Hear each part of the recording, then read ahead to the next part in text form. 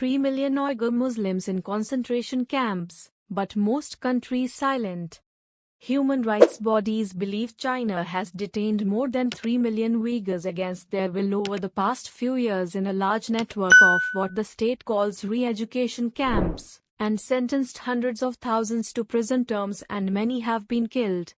Several countries, including the US, UK, Canada, and the Netherlands, have accused China of committing genocide, defined by international convention as the intent to destroy, in whole or in part, a national, ethnical, racial or religious group. The U.S. Secretary of State, Antony Blinken, has said China is committing genocide and crimes against humanity. The UK Parliament declared in April 2021 that China was committing genocide in Xinjiang. A UN Human Rights Committee in 2018 said it had credible reports that China was holding up to 1 million people in counter-extremism centers in Xinjiang. The Australian Strategic Policy Institute found evidence in 2020 of more than 380 of these re-education camps in Xinjiang, an increase of 40% on previous estimates. China has been accused of committing crimes against humanity and possibly genocide against the Uyghur population and other mostly Muslim ethnic groups in the northwestern region of Xinjiang. China has also been accused of targeting Muslim religious figures and banning religious practices in the region, as well as destroying mosques and tombs. A series of police files obtained by the BBC in 2022 has revealed details of China's use of these camps and described the routine use of armed officers and the existence of a shoot-to-kill policy for those trying to escape.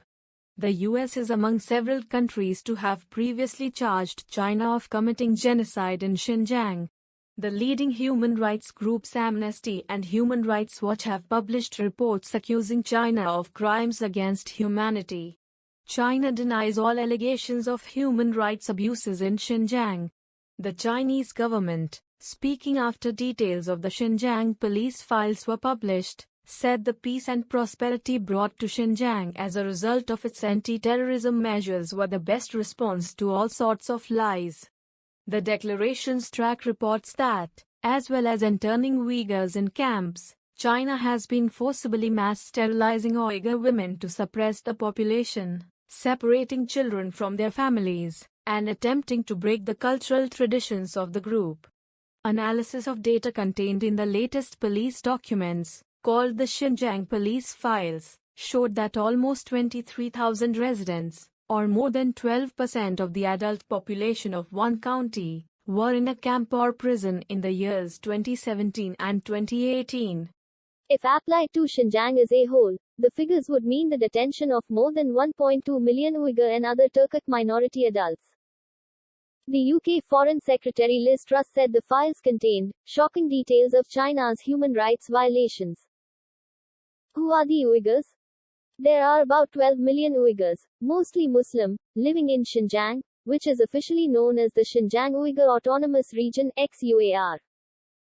The Uyghurs speak their own language, which is similar to Turkish, and see themselves as culturally and ethnically close to Central Asian nations. They make up less than half of the Xinjiang population. Where is Xinjiang? Xinjiang lies in the northwest of China and is the country's largest region. But in practice, both regions are subjected to major restrictions by the central government, and is mostly a desert region and produces about a fifth of the world's cotton. Human rights groups have voiced concerns that much of that cotton export is picked by forced labor, and in 2021 some Western brands removed Xinjiang cotton from their supply chains, leading to a backlash against the brands from Chinese celebrities and netizens.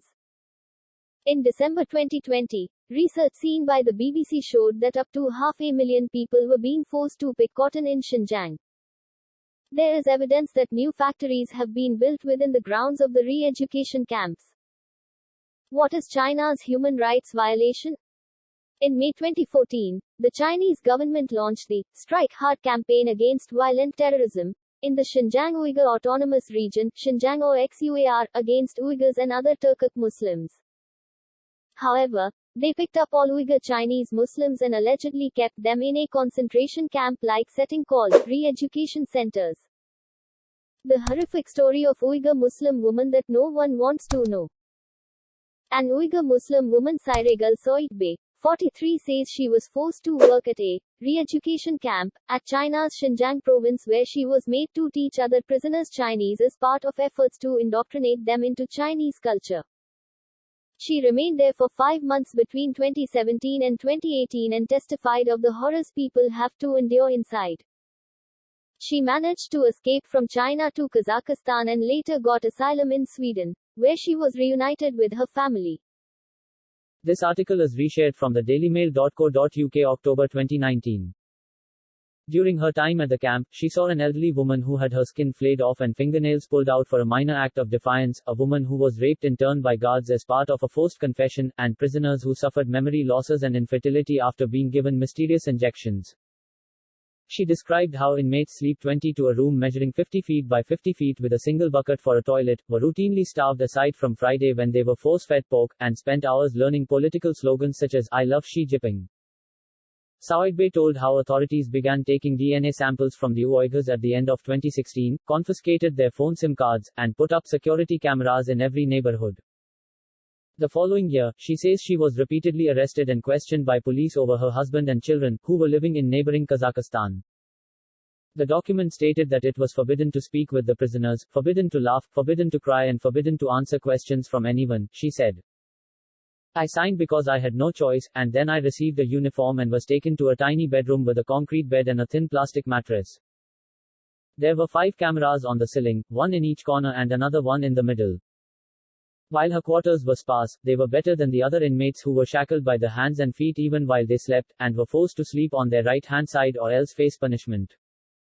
Punishments were carried out in a so-called black room, a nickname given to it by the prisoners because they are banned from talking about it. Saoidbe said tortures included being forced to sit on a chair covered with nails, beatings with electrified truncheons, and having fingernails torn out. In one case, she said an elderly woman arrived in the camp accused of talking to someone from abroad by phone even though the woman didn't own a phone and couldn't use one. Outlining the average day for prisoners, she said it began at 6 a.m. with a wake-up call before breakfast of rice or vegetable soup with a small piece of bread. After that they were taken for lessons which included learning Chinese, rehearsing propaganda songs, and repeating political slogans praising the Communist Party. Those who failed to think of sins or invent some were punished, she said.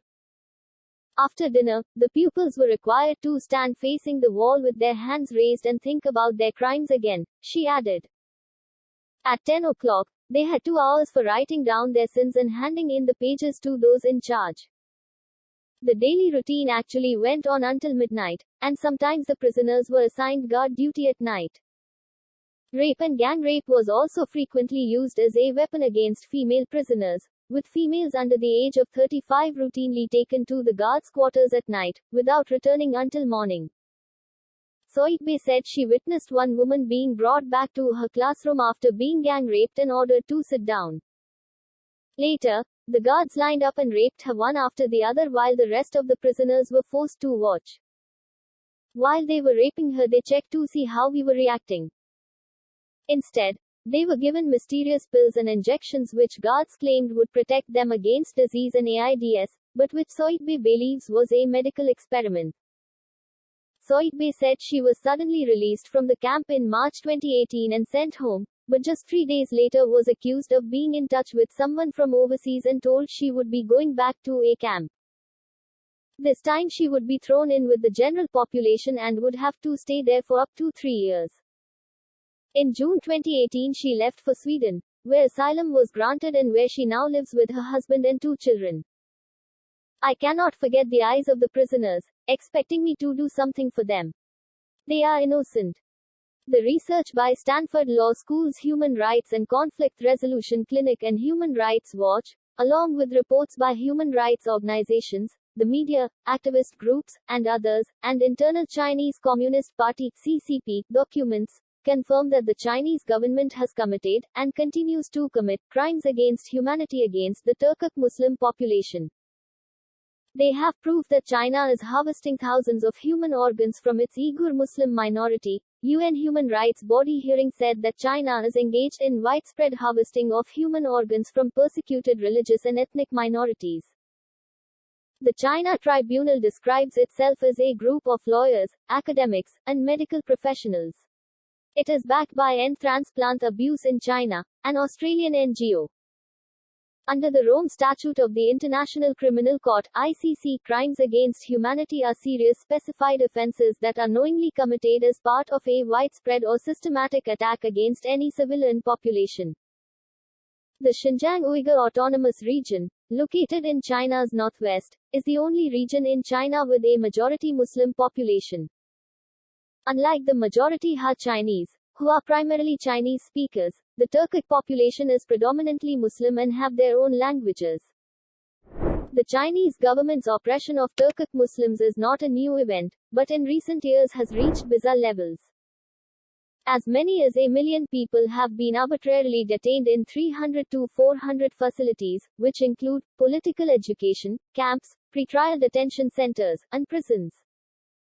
Courts have handed down harsh prison sentences without due process, sentencing Turkic Muslims 2 years in prison merely for sending an Islamic religious recording to a family member or downloading a books in Uyghur. The United States State Department and the parliaments of Canada and the Netherlands have determined that China's conduct also constitutes genocide under international law. In 2017, according to official statistics, arrests in Xinjiang accounted for nearly 21% of all arrests in China, despite people in Xinjiang making up only 1.5% of the total population. Since 2017, Chinese authorities have used various pretexts to damage or destroy 2/3 of Xinjiang's mosques. About half of those have been demolished outright. Important Islamic sacred sites have been demolished across the region. In another particularly chilling practice, some Turkic Muslim children whose parents have been arbitrarily arrested are placed in state institutions such as orphanages and boarding schools, including boarding preschools. Some governments, such as Canada, the European Union, the United Kingdom, and the US, have imposed targeted and other sanctions on Chinese government officials, agencies, and companies implicated in rights violations. Increasingly, governments are joining statements at the United Nations Human Rights Council and the Third Committee, the human rights arm of the UN General Assembly, to condemn Chinese government policy.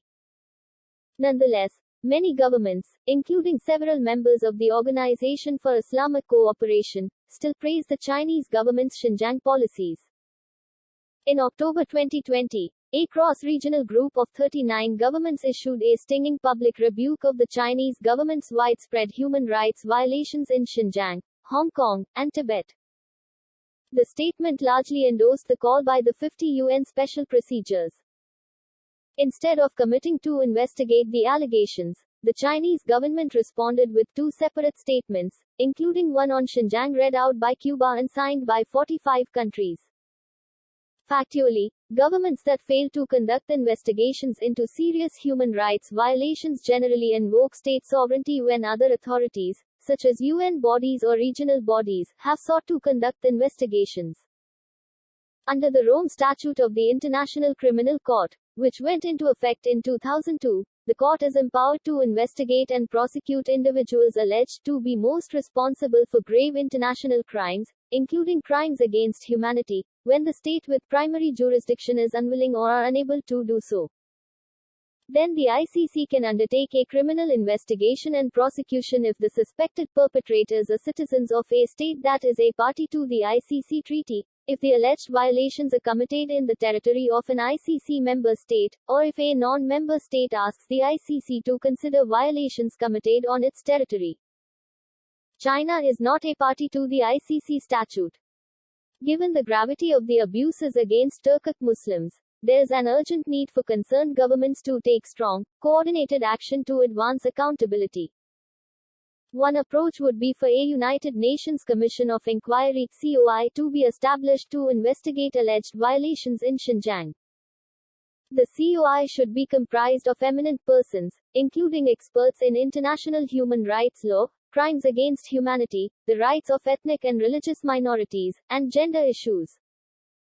The COI could be established through a resolution adopted by the UN Human Rights Council, though the UN General Assembly, the UN Security Council, and the UN Secretary-General are also empowered to take such an action.